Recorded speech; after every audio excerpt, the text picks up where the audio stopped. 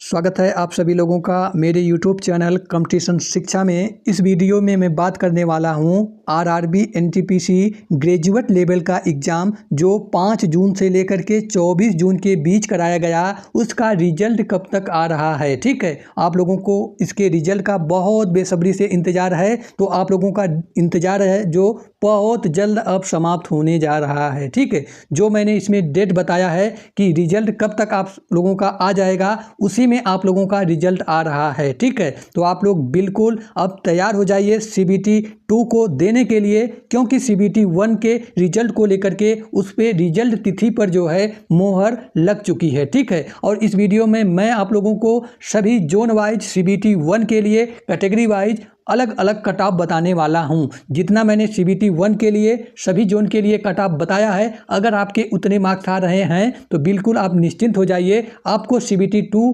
देने के लिए बुलाया जाएगा। ठीक है, और मैं इस वीडियो में यह भी बात करूंगा कि आप लोगों का CBT 2 का एग्ज़ाम जो है कब तक हो सकता है, और अभी से आप लोगों के पास CBT 2 के लिए तैयारी करने के लिए कितना समय है। ठीक है, इस वीडियो के अंत में मैं यह सारी बातें करने वाला हूं, और इस वीडियो में मैं यह भी बताऊंगा कि आप लोगों का कौन सा शिफ्ट हार्ड था, कौन सा शिफ्ट ईजी था और कौन सा शिफ्ट मॉडरेट था। ठीक है, उसमें आप लोग अपना शिफ्ट देख लीजिए, क्योंकि जैसा आप लोगों का शिफ्ट रहेगा उसी के अनुसार आपके नॉर्मलाइजेशन में जो मार्क्स बढ़ने वाले हैं। ठीक है, चलिए सबसे पहले मैं इस वैकेंसी से संबंधित आप लोगों को कुछ बेसिक जानकारी बता देता हूं, इसके बाद मैं आप लोगों को कट ऑफ और रिजल्ट और CBT 2 एग्जाम डेट के बारे में बात करने वाला हूं। ठीक है, तो आप लोगों को पता है भाई, आप लोगों का जो ऑनलाइन फॉर्म भरना प्रारंभ हुआ था वह 24 सितंबर से ऑनलाइन फॉर्म इसके प्रारंभ हो गए थे, और फॉर्म भरने का जो लास्ट डेट था 20 अक्टूबर था, और आप लोगों का एग्जाम आप लोगों को पता है 5 जून से शुरू हुआ था और 24 जून तक आप लोगों का एग्जाम चला था। ठीक है, इसमें जो टोटल पोस्ट है भाई 8113 इसमें टोटल पद हैं। अगर मैं बात करूं कैटेगरी वाइज 8113 में से कितने कितने पद हैं, तो आपको इसलिए जानना आवश्यकता है यह, क्योंकि आपकी कैटेगरी में जितनी अधिक सीटें होंगी आपका कट ऑफ उतना कम जाएगा, और आपकी कैटेगरी में जितनी कम सीटें होंगी आपका कट ऑफ उतना अधिक जाने वाला है। ठीक है, तो भाई आप लोग देख लीजिए आप किस कैटेगरी से बिलोंग करते हैं और आपकी कैटेगरी में टोटल कितने पद हैं। ठीक है, तो भाई इसमें जो UR के लिए टोटल पद हैं वह 3460 पद हैं, और OBC के लिए 2203 पद हैं, और SC के लिए 1254 पद इसमें हैं, और ST कैटेगरी के लिए 668 पद हैं, और EWS कैटेगरी के लिए यानी इकोनॉमिक वीकर सेक्शन कैटेगरी के लिए 528 पद इसमें शामिल हैं। ठीक है, तो अब हम लोग देख लेते हैं भाई इसमें 8113 में से कौन कौन से पद शामिल हैं और पदों की संख्या कितनी है। ठीक है, तो भाई इसमें मालगाड़ी प्रबंधक के जो है टोटल 3144 पद हैं। ठीक है, और मुख्य वाणिज्यिक सह टिकट पर्यवेक्षक के 1336 पद हैं, और जूनियर अकाउंटेंट असिस्टेंट के 1507 पद हैं, स्टेशन मास्टर के इसमें 949 पद हैं। देख लीजिए, उसके बाद मैं बात करूं कि भाई इसमें वरिष्ठ क्लर्क के कितने पद हैं, तो 732 पद इसमें वरिष्ठ क्लर्क के हैं। ठीक है, तो भाई अब इसमें नॉर्मलाइजेशन भी होगा। क्यों होगा नॉर्मलाइजेशन? क्योंकि आप लोगों का एग्जाम एक से अधिक दिनों और एक से अधिक शिफ्ट में कराया गया है। ठीक है, आप लोगों को भाई नॉर्मलाइजेशन के बारे में बहुत अच्छी तरह से जानकारी होगी, लेकिन मैं आपको नॉर्मलाइजेशन के बारे में थोड़ा सा बता देता हूं कि वास्तव में यह नॉर्मलाइजेशन है क्या। ठीक है, तो भाई नॉर्मलाइजेशन एक ऐसी प्रक्रिया है जिसका उपयोग विभिन्न पालियों या शिफ्टों में आयोजित परीक्षाओं के अंकों को समान स्तर पर लाने के लिए किया जाता है। देखिए, जब कोई भी परीक्षा एक से अधिक दिनों या एक से अधिक पालियों में आयोजित की जाती है, तो प्रत्येक पाली में जो प्रश्नों का कठिनाई स्तर होता है वह अलग अलग होता है। इससे होता क्या है, कुछ छात्रों को आसान प्रश्न पत्र मिल जाता है और उन्हें अधिक अंक मिल जाता है, जबकि वहीं कुछ छात्रों को कठिन प्रश्न पत्र मिल जाता है और उन्हें कम अंक मिलता है। तो भाई नॉर्मलाइजेशन जो है इसी असमानता को दूर करने के लिए अंकों को समायोजित करता है, ताकि सभी छात्रों को समान अवसर मिले और किसी भी छात्र के साथ अन्याय अन्याय न हो, ठीक है। तो भाई ओवरऑल यही नॉर्मलाइजेशन है, इसीलिए नॉर्मलाइजेशन को अप्लाई किया जाता है, ठीक है। अगर भाई आपका एग्ज़ाम हार्ड शिफ्ट में हुआ है तो आपके 14 से 16 मार्क्स बढ़ने वाले हैं, और अगर आपका एग्ज़ाम मॉडरेट शिफ्ट में हुआ है तो आपके 10 से 12 मार्क्स बढ़ने वाले हैं। वहीं अगर आपका एग्ज़ाम इजी शिफ्ट में हुआ है तो आपके 5 से 6 मार्क्स बढ़ने वाले हैं, ठीक है। इसमें मैं बात करूं भाई टोटल इस वैकेंसी में कितने आवेदन हुए थे, तो टोटल इस वैकेंसी में 58,40,861 फॉर्म पड़े थे। वहीं मैं टोटल प्रेजेंट कैंडिडेट की बात करूं कि कितने कैंडिडेट्स इस एग्ज़ाम में प्रतिभाग किए हैं, तो 28,21,694 कैंडिडेट्स इस एग्ज़ाम को दिए हैं, ठीक है। देख लीजिए लगभग 30 लाख कैंडिडेट ने इस एग्ज़ाम को छोड़ दिया है, ठीक है। तो उससे भी भाई आपका कंपटीशन थोड़ा कम हो गया, ठीक है। अगर मैं बात करूं भाई इसमें रेलवे CBT 1 के लिए कितने कैंडिडेट को पास करेगा और कितने कैंडिडेट को CBT 2 देने के लिए मौका मिलने वाला है, ठीक है। आप लोगों को पता है भाई इसमें जो टोटल पद हैं 8,113 पद हैं, और इससे 15 गुना अधिक अभ्यर्थियों को रेलवे CBT 2 के लिए क्वालिफाई कराने वाला है, ठीक है।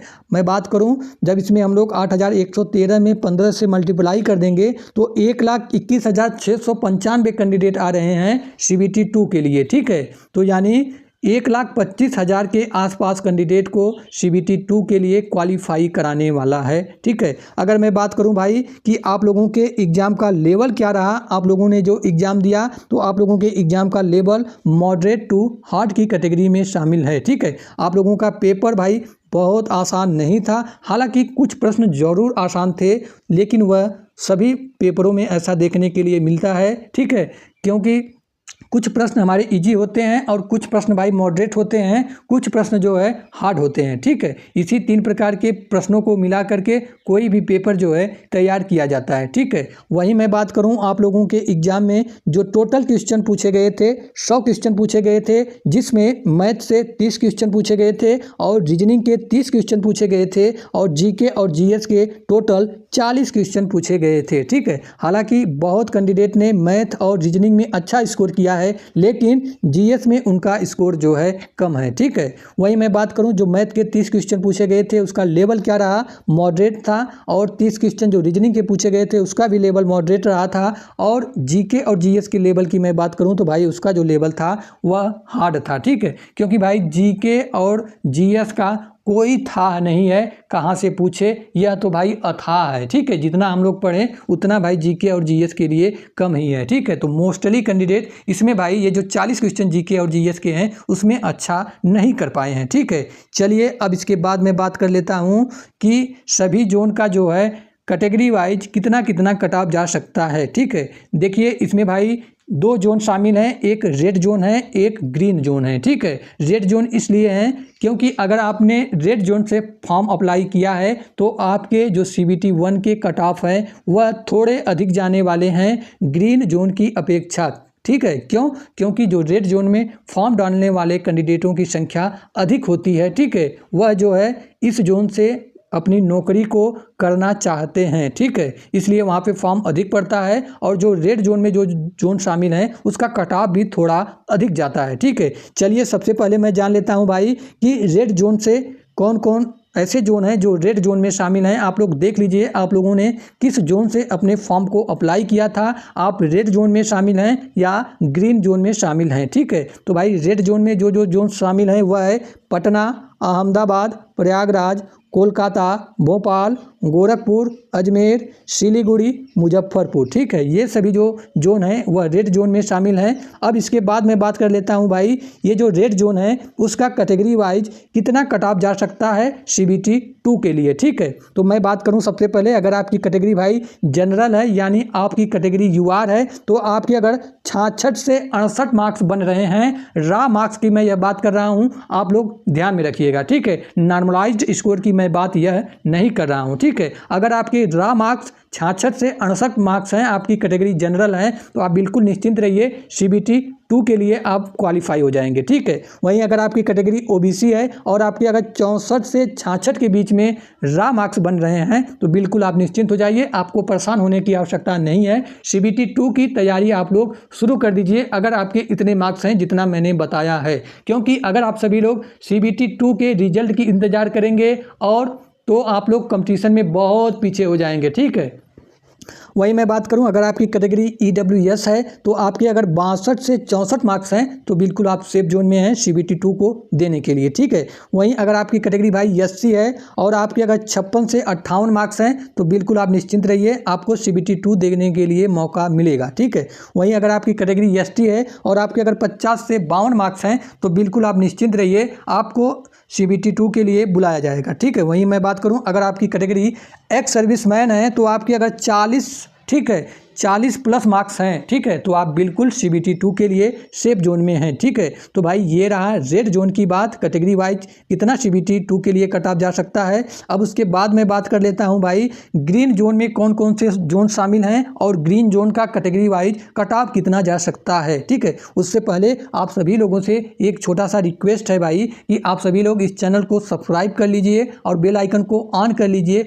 क्योंकि इस वैकेंसी से संबंधित कोई भी जानकारी होगी तो इस चैनल के माध्यम से सबसे पहले और सबसे सटीक जानकारी आप लोगों को दी जाएगी। ठीक है, और प्लीज़ आप लोग थोड़ा सपोर्ट करिए। ठीक है, और जो YouTube फैमिली है इसको आप लोग बढ़ाइए। ठीक है, चलिए भाई अब इसके बाद मैं बात कर लेता हूं कि ग्रीन जोन में कौन कौन से शामिल हैं और उसका कैटेगरी वाइज कितना कट ऑफ जा सकता है। ठीक है, तो ग्रीन जोन में जो जो जोन शामिल है वह है मुंबई, रांची, जम्मू, बेंगलोर, मालदा, चेन्नई, बिलासपुर, चंडीगढ़, भुवनेश्वर, गुवाहाटी, तिरुवनंतपुरम, सिकंदराबाद, ये सभी जो जोन हैं वह ग्रीन जोन में शामिल हैं। ठीक है, इसका जो कट ऑफ है वह रेड जोन की अपेक्षा थोड़ा कम जाने वाला है। ठीक है, क्योंकि यहाँ पर नंबर ऑफ स्टूडेंट फॉर्म जो है थोड़ा कम रहता है रेड जोन की अपेक्षा। ठीक है, चलिए कैटेगरी वाइज मैं बात करूं, अगर आपकी कैटेगरी भाई जनरल यानी UR है, आपके अगर 60 से 62 मार्क्स बन रहे हैं तो बिल्कुल आप निश्चिंत हो जाइए, आपको परेशान होने की आवश्यकता नहीं है, CBT 2 आप लोग देने जा रहे हैं इतने मार्क्स पर। ठीक है, वहीं मैं बात करूं, अगर आपकी कैटेगरी OBC है, आपके अगर 56 से 58 मार्क्स बन रहे हैं तो बिल्कुल आप निश्चिंत रहिए, इतने पे आप सेफ हैं CBT 2 को देने के लिए। ठीक है, वहीं अगर आपकी कैटेगरी EWS है तो 54 से 56 मार्क्स, आपकी कैटेगरी SC है तो 50 से 52 मार्क्स, आपकी कैटेगरी ST है तो 44 से 46 मार्क्स। ठीक है, वहीं अगर आपकी कैटेगरी भाई एक्स सर्विसमैन है तो आपके अगर 36 प्लस मार्क्स हैं, ग्रीन जोन में आपने फॉर्म अप्लाई किया है तो आप बिल्कुल जो है CBT 2 के लिए सेफ जोन में है। ठीक है, चलिए भाई मैं इसकी रिजल्ट की बात कर देता हूं, तो भाई मोस्टली संभावना था कि आप लोगों का रिजल्ट जो है 28 अगस्त तक आ जाए या अगस्त लास्ट वीक में आ जाए, लेकिन ऐसा नहीं हो पाया, किसी कारणवश से आप लोगों का रिजल्ट जो है अगस्त लास्ट वीक में नहीं आ पाया। हालांकि आप लोगों का जो रिजल्ट है वह पूरी तरह से बन करके तैयार है, किसी भी वक्त इसका रिजल्ट आप लोगों को देखने के लिए मिल सकता है। ठीक है भाई, जो 28 अगस्त डेट निकल करके आई थी वह डेट मैं अपने से इसमें नहीं बताया था, वह डेट जो है जो रेलवे के अधिकारी थे, ठीक है, उन्होंने इस डेट को बताया था और काफ़ी न्यूज़पेपर वाले भी यह बताए थे कि 28 अगस्त को आप लोगों का रिजल्ट आ रहा है। ठीक है, अब मैं बात करूं इसका रिजल्ट आप लोगों का कब तक आ जाएगा, तो भाई मोस्टली संभावना है कि 10, ठीक है ध्यान से सुनिएगा, इसी महीने में 10 सितंबर से पहले आप लोगों का रिजल्ट जो है किसी भी वक्त जो है जारी किया जा सकता है। ठीक है, तो ये रहा भाई रिजल्ट को लेकर के अपडेट। अब मैं बात कर लेता हूं भाई कि रिजल्ट के बाद आप लोगों का जो CBT 2 का एग्ज़ाम है वह कब तक रेलवे करा सकता है। तो मैं आप लोगों को बता दूं, जिस दिन CBT 1 का रिजल्ट आ जाएगा उससे आपको 1 से 1.5 महीने के बाद आपका CBT 2 का एग्ज़ाम करा लिया जाएगा, क्योंकि आप लोगों को पता है भाई CBT 2 को कराने के लिए रेलवे बहुत अधिक समय नहीं लेगा, मुश्किल से 2 से 3 दिन में आपका CBT 2 का एग्ज़ाम जो है रेलवे करा ले जाएगा। ठीक है, तो आप लोग उसी के अनुसार आप लोग तैयारी में बिल्कुल जुट जाइए। ठीक है, मैं बात करूं भाई कि CBT 2 का जो एग्ज़ाम है वह कब तक हो सकता है, तो मेरे अनुसार अक्टूबर फर्स्ट वीक या 15 अक्टूबर के आसपास आप लोगों का CBT 2 का एग्ज़ाम शुरू हो जाएगा। ठीक है, अक्टूबर मान के चलिए आप लोग, उसी के अनुसार आप लोग CBT 2 की तैयारी कीजिए, क्योंकि आप लोग सोच रहे हैं कि CBT 2 का एग्ज़ाम के लिए हमें 2 से 3 महीने रेलवे देने वाला है, लेकिन ऐसा नहीं है। ठीक है, रेलवे अब बहुत फास्ट करेगा इस वैकेंसी को क्लियर कराने के लिए। ठीक है, तो भाई अंत में आप लोग ज़रूर बताइएगा इस वीडियो के कमेंट बॉक्स में कि आप किस जोन से फॉर्म अप्लाई किए हैं और आपकी कैटेगरी क्या है और आपके कितने मार्क्स बन रहे हैं CBT 1 में, ताकि मैं उसी के आधार पर आप लोगों को फीडबैक दे पाऊँगा कि आपके CBT 1 में सिलेक्शन होने के कितने प्रतिशत चांस हैं। ठीक है, अंत में पुनः मैं आप लोगों से कहूँगा, आप सभी लोगों से एक छोटा सा रिक्वेस्ट है, इस चैनल को अभी तक सब्सक्राइब नहीं किए हैं तो भाई जितने लोग अंत तक वीडियो देख रहे हैं एक सब्सक्राइब कर लीजिए प्लीज़, आप लोगों से रिक्वेस्ट है। मिलते हैं नेक्स्ट वीडियो में, तब तक के लिए जय हिंद जय भारत।